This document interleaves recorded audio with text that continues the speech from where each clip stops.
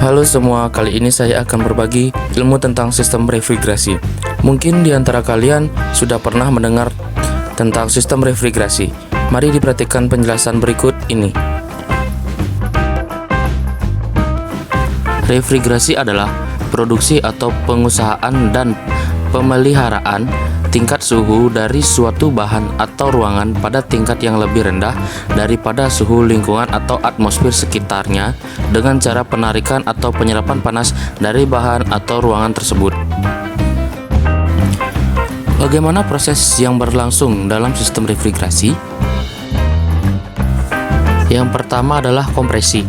Proses ini terjadi di kompresor dan fasa refrigeran yang masuk ke kompresor adalah uap jenuh dengan tekanan dan temperatur yang rendah.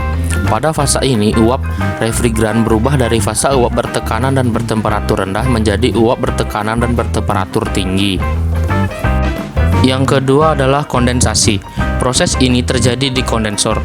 Karena temperatur refrigeran lebih tinggi daripada temperatur lingkungan, maka kalor dari refrigeran panas akan dilepas melalui dinding pipa kondensor ke lingkungan sekitar.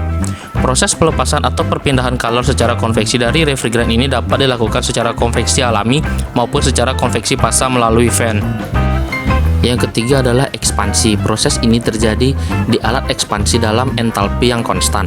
Artinya, tidak ada sejumlah kalor yang dibuang ataupun diterima. Pada proses ini, tekanan dan temperatur refrigeran cair diturunkan dengan fasa berubah menjadi campuran cair dan gas. Selanjutnya akan mengalami proses evaporasi.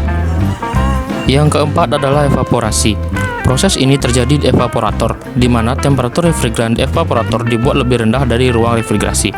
Agar terjadi penguapan, maka dibutuhkan kalor. Kalor tersebut diambil dari lingkungan sekitar. Setelah refrigeran diekspansikan secara irreversibel di batik menjadi cairan bertekanan rendah, dan refrigeran akan masuk menuju evaporator. Dari 4 siklus sistem refrigerasi, maka dapat dijelaskan sebagai berikut. Kompresor memompa refrigeran, sehingga saat keluar dari kompresor, refrigeran berbentuk gas bertekanan tinggi dan bersuhu tinggi. Masuk ke dalam kondensor, suhu refrigeran akan diturunkan hingga suhu saturasinya. Sehingga saat keluar dari kondensor, refrigeran sudah berbentuk liquid bertekanan tinggi dan bersuhu rendah.